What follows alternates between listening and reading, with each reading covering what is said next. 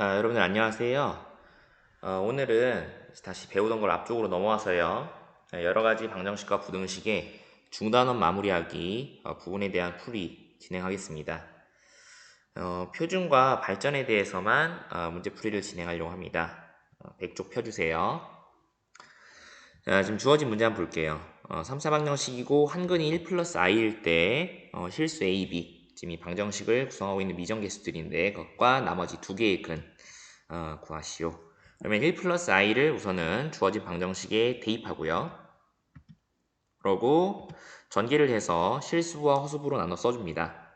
다음 지금 그 결과가 실수와 허수부의 합의 결과가 0이니까 각각 실수부도 0이고 허수부도 0이라는 식을 통해 b는 6이고 a는 마이너스 4라는 것을 구하고요. 다시 그것을 원래식에 대입해서 자 인수분해를 하고요. 그러면은 지금 여기 2라는 실근 하나 확보하고요. 여기서는 1 플러스 i가 하나의 근인데 사실 켤레근을 따진다면 1 마이너스 i도 하나의 근으로서 보장이 됩니다. 그래서 자 2와 1 마이너스 i가 두 개의 근 앞에서 구했던 a는 마이너스 4고 b는 6 이렇게 대답하면 되겠네요. 다음 8번 개수가 실수인 4차 방정식에 대해 두 근이 2와 마이너스 1일 때 나머지 두 개의 근 알파 베타에 대해 제곱 길이의 합을 계산해라. 자, 우선은 2와 마이너스 1이 근이기 때문에 각각 대입해줘요. 그래서 a와 b에 대한 식 두 개를 구성해 주고요. 얘네들 연립하면은 자, a와 b를 이렇게 1과 마이너스 10으로 구할 수 있습니다. 그럼 이것을 원래의 식에 대입해서 4차 방정식을 구성하고 얘를 이제 인수분해를 하는데요. 2와 마이너스 1은 근으로서 확보가 되어 있기 때문에 x 플러스 1과 x 마이너스 1을 인수로 가지면 여러분들이 조리제법을 통해서 쉽게 계산할 수 있을 거예요. 그러면은 자, 나머지 이제 2차식 x제곱 플러스 2x 플러스 5가 나오는데 여기에 해당되는 두 개의 근이 이제 알파 베타일 거고 그러면 그것들에 대해 근과 계수의 관계로 합은 마이너스 2, 곱은 5라고 써줄 수 있고요. 그럼 제곱 길이의 합은 이러한 식을 통해서 마이너스 6의 나옴을 알 수 있어요. 자, 다음 9번. 자, 3차 방정식 x제곱은 1에 대해서 한 허근을 오메가라고 할 때 주어진 2차 방정식의 한 근을 2 오메가가 되도록 a와 b, 여기 미정계수인데요. 둘의 합을 계산해라. 자, 우선은 x세제곱 마이너스 1, 이 1을 이제 좌변 이항에서 인수분해 한번 해봤어요. 그러면은 x 마이너스 1과 x제곱 플러스 x 플러스 1로 인수분해가 되는데요. 지금 오메가는 허근이기 때문에 이 x제곱 플러스 x 플러스 1을 대입해서 0이 되도록 해야 돼요. 자, 그러면서 동시에 원래식에도 오메가를 대입해서 당연히 이 방정식이 한 근이기 때문에 성립해야겠죠. 자, 근데 여기서 이제 뭘 할 거냐면은 주어진 요 x제곱 플러스 x 플러스 1에 대해서 오메가가 하나의 허근이면은 다른 켤레근 역시도 여기에 방정식 이거 이코르 0의 방정식의 근이 되기 때문에 자 이렇게 요 방정식에 대해서 근과 계수의 관계를 해석하면요 두 근이 이제 오메가와 오메가 켤레로 나올 텐데 합은 마이너스 1이고 곱은 1이 됨을 알 수 있어요. 자 근데 여기 보면은 이 오메가가 지금 하나의 근이라고 했기 때문에 그럼 이 오메가의 켤레가 결국은 요 방정식의 또 하나의 켤레 그러니까 켤레 근으로서 보장이 될 거고요.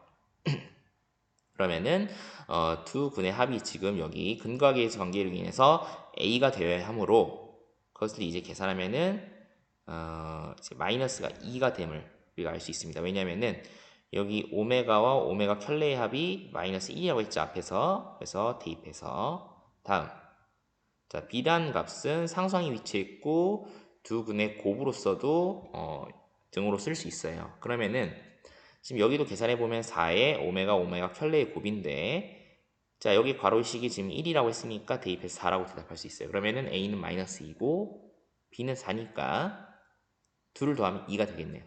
그러니까 근과 계수의 관계와 그다음에 켤레근으로서 좀 비교적 쉽게 풀이를 진행할 수 있었네요. 다음 10번 지금 보면은 간이 샤워실을 만드는데요. 모서리에 사용될 세막대 길이의 합은 56 그러니까 이 변의 길이의 합이겠죠. 그 다음에 내 면에 사용될 천의 합 그러니까 여기 밑넓이 제외하고요. 여기 옆넓이만 66제곱미터가 되도록 가로와 세로의 길이를 구하래요. 자, 그럼 문자를 선생님이 각각 x와 y로 가로 세로를 줄게요. 그러면은 자, 지금 한번 세보면요. 가로의 길이는 지금 여기 높이가 이제 여기 선생님이 지금 조건을 빠뜨렸는데 가로의 길이와 높이가 같다고 했어요. 그러니까 지금 가로와 세로와 높이가 각각 변의 길이가 4개씩 보장받을 텐데 그때 가로와 세로의 길이는 일치한다고 했으니까 결국 그런 x의 길이는 총 8개가 있는 거고 세로의 길이는 4개가 있어서 8x 더하기 4y가 총 변의 길이 합인 56이 되어야 되겠고 그 다음에 여기 넓이는 이제 x제곱이 되겠죠. 그 다음에 여기는 xy가 될 거예요. 그래서 2x제곱 2xy 해서 옆넓이 66 돼야 된다.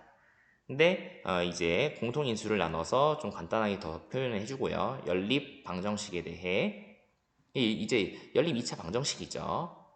자, 다음에 대입법을 이용해요. 그러니까 여기 y는 골로 2x를 이용해서 여기 있는 y 요 자리 대입한 거죠. 그래서 자, x에 대한 2차 방정식 구성했고요. 그러면은 자, 이렇게 인수분해도 가능해서요.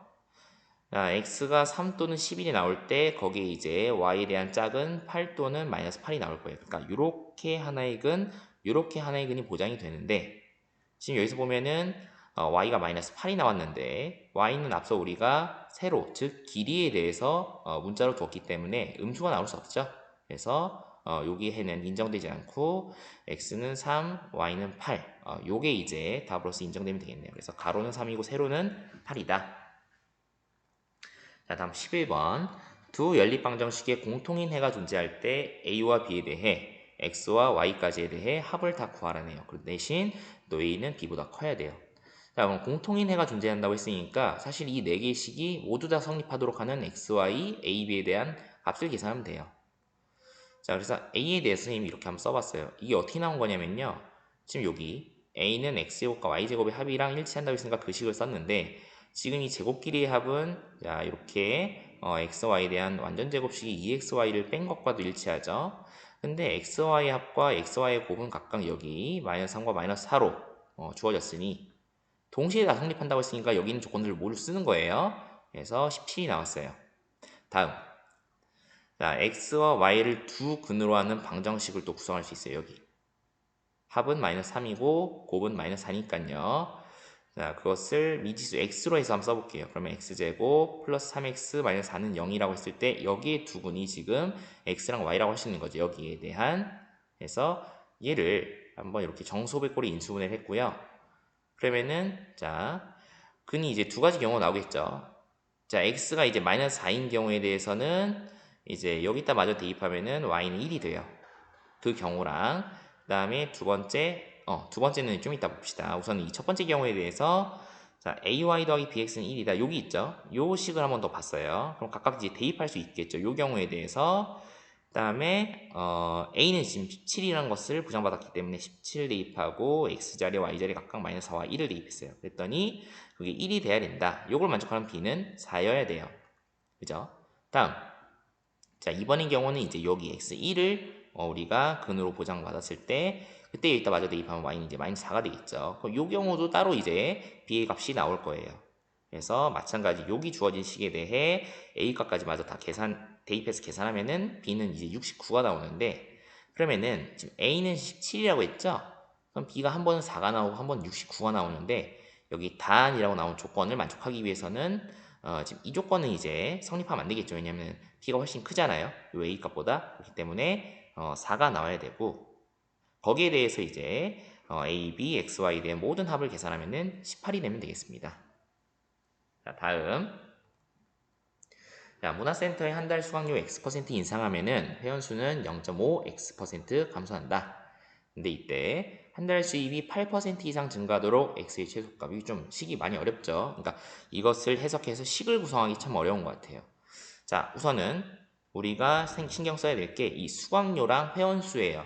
그래서 각각 대문자 A와 소문자 N으로 둘게요. 자, 그랬을 때 X% 수강료를 인상한다고 했어요. 그러면 뭐예요? A라는 수강료에서 지금 X%이 100분율이죠. 근데 그게 인상한다고 했기 때문에 기존의 A라는 가격에서 100분의 X만큼 더 그러니까 인상됐다고 했으니까 이걸 더해야겠죠. 이 백분율이 이제 이렇게 100분의 X로 계산이 되니까. 그래서 지금 요 식이 지금 뭐예요? 한 달 수강료 A에서 X% 인상한 것에 대한 총 액수예요. 다음. 자, 요건 이제 뭘 의미하냐? 기존의 회원수의 N명에서 지금 0.5x% 감소한다고 했으니까 이 감소는 뭐예요? 기존에 여기 1은 의미하는 게 이제 분배하면 이제 n이라는 원래의 회원수죠. 거기에서 빼겠다는 거예요. 이만큼 백분율을 적용해서요. 100분의 0.5x. 그래서 지금 요 둘에 대해서 지금 여기 생략됐죠. 이게 사실 이제 곱의 연산인데요. 왜요? 수강료 곱하기 회원수가 결국은 수입이잖아요. 근데 자, X% 인상해서 나온 수강료에 0.5%, 0.5X% 감소한 회원수를 곱하면 이것도 역시 뭐가 돼요? 이것도 수입이 되겠죠? 근데 그게 뭐가 되도록? 8% 이상이 되도록. 그래서 자, AN은 기존의 수익인데 거기서 1 더하기 100분의 8하면 이게 이제 8% 인상한다는 거죠. 그거보다 증가하도록이라고 했으니까 선생님이 부등호를 자 여기 좌변이 좀 더 크거나 같도록 이라고 쓴 거예요. 그러니까 요 이상이라고 했으니까. 자 그래서 자 요 식에 대해서 우리는 이제 풀어주면 돼요. 그러니까 여기까지 도달하기 참 어렵죠. 그래서 감소하거나 증가하거나 인상한다라는 것에 대해 백분율을 적용해서 1에서 그 값을 더하거나 뺀 그런 식으로 여러분들이 잘 구성할 수 있어야 되겠습니다. 자 그러면은 양면이 똑같이 A와 N을 나눠주고요. 그 다음에 이제 선생님은 양변이 똑같이 만을 곱했습니다. 만을 곱해서 분모를 다 없앴어요. 그래서 여기까지 식이 등장했고요. 이제 x에 대해서 내림차순을 잘 정리해주면은 이렇게까지 부등식이 나와요. 2차 부등식이 해결하는 거죠. 그럼 이게 이제 x-20과 x-80으로 인수분해가 되고요. 결국은 x의 범위는 이제 20과 80 사이인데 그때 x의 최소값을 구하라고 했으니까 답은 20이면 되겠죠. 그러니까 이렇게 식을 구성해서 부등식을 해결하는 것까지 여러분들이 좀 잘 연습을 해주세요. 자, 다음. 자, 연립부등식의 해가 2보단 크고 3보단 작거나 같도록 하는 a값의 범위. 자, 요건 이제 어떻게 해야 되냐면요. 그림을 하나씩 경우를 나눠서 그려줘야 돼요. 무슨 말이냐? 자, 우선은 여기 주어진 식을 인수분해하면 x-3과 x 플러스 1에 곱이 될 거고요. 자, 이것을 이제 어떻게 할 거냐? 자, a가 3보다 크거나 같은 경우 왜 이렇게 했냐? 자, 보면요. 지금 x-3과 x 플러스 1의 곱이 0보다 작거나 같으면 이 빨간색의 표현으로 해석할 수 있고요. 지금 이 파란색의 해석이 결국 뭐예요? a와 2에 대해서 지금 이 0보다 크다고 했으니까 벌어진 범위예요. 그러니까 a가 만약에 3보다 크거나 같다면 지금 3은 왜 굳이 왜 그 비교가 되는 대상이냐면은 지금 여기 있는 여기 부등식과 우리가 공통된 범위를 찾기 위해서기 때문에 그 기준이 되는 점 여기 마이너스 1과 3이죠. 그것에 대해 이제 a 값을 그거보다 좀 더 크거나 같거나 아니면은 뭐 2와 3 사이거나 마이너스 1과 2 사이거나 뭐 이렇게 이제 a를 그 여기 이제 그 등장한 어떤 기준이 되는 수 사이에서 나오게 하면서 범위를 여기 있는 그 공통해가 최종적으로 2와 3 사이에 요 해가 이제 같도록 하는지 그걸 따지는 거예요. 그래서 a가 이제 3보다 크다 했을 땐요. 지금 3보다 크면요. 결국 뭐예요? 공통된 범위가 이 마이너스 1과 2 사이인데 그럼 안 되죠. 공통된 범위가 여기 있는 해가 등장하지 않잖아요. 그리고 이게 같다고 해도 그래요. 계속해서 여기 있는 해가 등장해요. 그렇기 때문에 1번의 경우는 우리가 해석하면 안 되겠다라는 거예요. 이건 아니다. 다음 2번. 이제 2와 3 사이의 경우 A가 여기쯤 등장해요. 그럼 그림이 이렇게 그려지겠죠? 그럼 어떻게 돼요? 공통된 범위가 마이너스 1과 2를 또 포함하게 하죠. 여기 없잖아요. 그러니까 이게 2번도 안 되는 거예요. 자, 다음. 자, 마이너스 1과 2 사이 또, 그쵸? A가 2 사이에서 등장할 수도 있겠죠? 그러면은 그래프가 이렇게 그려질 거예요. 이때는 A가 이제 2보다 작기 때문에 A보다 작고 2보다 큰 범위로 벌어진 범위가 해석될 거고, 그때는 자, 각각 공통된 범위가 여기 등장하죠. 그러면은 자 2보다는 크고 3보다는 작거나 같은 여기 있는 해가 등장하는 건 맞지만 지금 마이너스 1과 a 사이의 해도 포함이 돼요. 여긴 없잖아요. 그러니까 3번은 해가 더 나온 거라고. 그러니까 얘도 이렇게 해석되면 안 되고 그럼 마지막 이제 마이너스 1보다 작거나 같은 경우 한번 생각해 보자. 자, 작으면요. 그냥 2와 3 사이에서만 우리가 원하는 그 의도대로 해가 나오고요. 만약 같으면 어떻게 돼요? 같아도 사실 여기는 지금 포함치 않고 여기는 포함하기 때문에 서로 겹치지 않아요. 이 마이너스 1에 대한 해가 나오지 않는다고요. 그렇기 때문에 곡선이 또 2보다 크고 3보다 작거나 같은 해가 나오겠죠. 그런 이유로 A 값의 범위는 이제 마이너스 1보다 작거나 같다. 이렇게 신경 써주면 되겠습니다. 자, 다음. 자, 14번. 자, 여기서부터는 조금 어렵네요. 발전이라고 나와 있어요. 3차 방정식의 한 근이 마이너스 1이고 나머지 두 근의 제곱의 합이 6일 때 A, B는 마찬가지로 여기 미정계수고 제곱의 합을 한번 계산해봐라. 자, 우선은 한 근이 마이너스 1이라고 했으니까 우선 대입하고요. 그 다음에 여기 식에 대입했어요. 다음 B를 A를 포함한 표현으로 썼어요. 사실 요 아이디어가 좀 어려웠을 거예요. 자, 다음에 원래 식에 이제 대입해요. 여기 B자리 대신 A를 포함한 표현으로 대입하고 이 주어진 식에 대해서 이런 식의 인수분해를 할 거예요.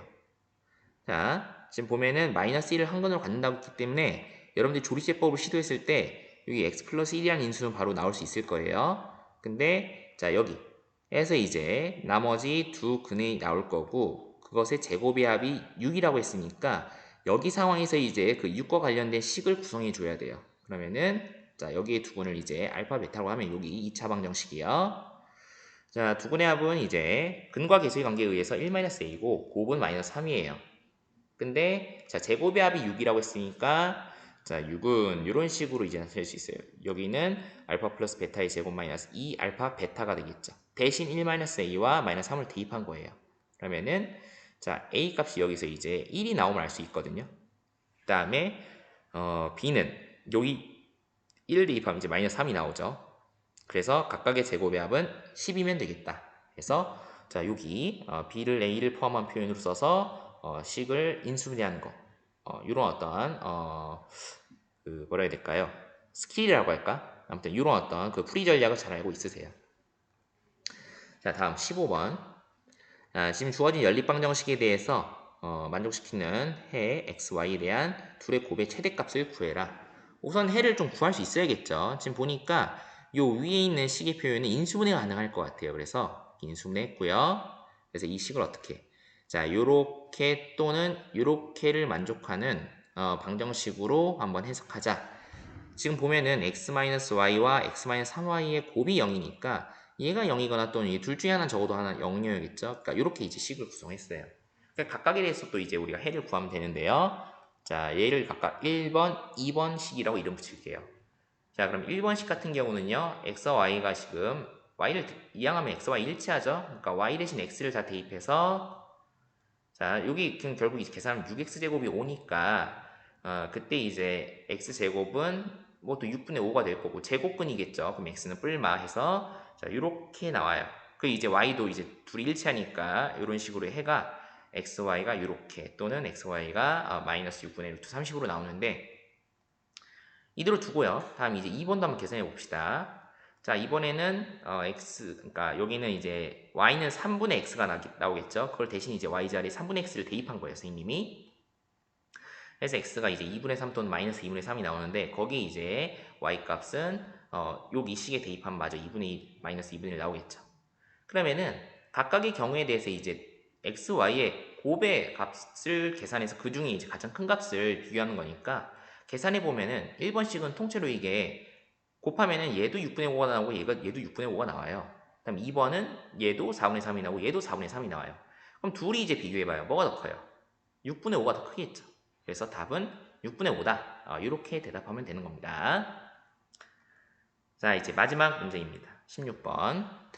자, 이렇게 실수 3개에 대해 둔각삼각형이 3변의 길이가 되도록 x의 값의 범위를 구하래요. 자, 우선 둔각삼각형에 대해서 결정이 되려면은 어떻게 우리가 해석을 해야 되냐? 자, 요거예요. 세변의 조건에 대해서는 빗변의 제곱이 나머지 두 변의 제곱의 합보다 커야 돼요. 그러니까 피타고라스 정리 생각해 보면요.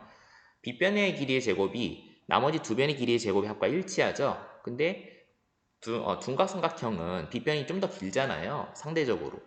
그렇기 때문에 나머지 그 밑변과 그러니까 밑변이 아닌 그러니까 빗변이 아닌 두 변의 제곱의 합이 보다는 이제 빗변의 제곱이 더 커야 된다라는 논리를 펼칠 수 있어요. 근데 이것에 대해서 만약에 수학적 증명을 원하는 친구들은 이인석 선생님한테 오면 됩니다. 선생님이 친절히 다 증명해 줄게요. 자, 아무튼 요것을 토대로 우리는 뭘 할 거냐? 식을 이렇게 구성해요. 지금 가장 큰 변은 결국 x 플러스 2겠죠. 그러니까 얘가 이제 빗변이라 생각한다면은 그것의 제곱이 나머지 제곱의 합보다는 커야 되지 않냐. 그죠? 이렇게 이제 부등식 구성할 수 있고요. 그 다음에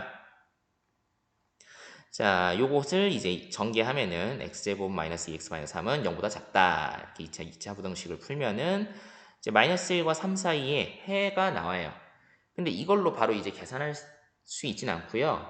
또 하나 생각을 해야 되는 게 둔각삼각형은 우선은 삼각형이잖아요. 그래서 삼각형의 결정 조건인 자, 두 변의 합이 나머지 한 변의 길이보다는 커야 된다라는 것을 만족해야 돼요. 그러니까 지금 가장 큰 변이 x 플러스 2에 대해서만 나머지 두 변의 길이의 합이 걔보다 커야 된다를 보장받으면은 나머지는 다 상관없거든요. 그러니까 요것만 한번 볼게요. 그러면은 x는 1보다 커야 된다라는 해의 범위가 나와요. 그러면은 둔각 삼각형이기 때문에 빗변 그러니까 그 제곱식에 대해서 우리가 관계식 하나 얻었고 분홍식의 그러니까 x에 대한 범위를 사실 요건 삼각형이 되기 위해서 x가 이제 만족해야 될 범위인 거예요. 그러니까 둘이 동시에 만족해야겠죠. 그래서 자, 1과 3 사이여야 된다. 이렇게 해주면 됩니다. 자, 여기까지 해서요. 우리가 여러 가지 방정식과 부등식에 해당되는 중단원 마무리하기 문제를 모두 해결해 봤고요. 또 다음 시간에 중단원 또는 대단원에 대한 풀이를 진행할 건데 우선은 등교 수업이니까 또 그 담당 선생님과 같이 공부를 하고요. 선생님이 남은 부분에 대해서 또 풀이를 한번 만들고 진행해 보겠습니다. 자, 고생 많았습니다.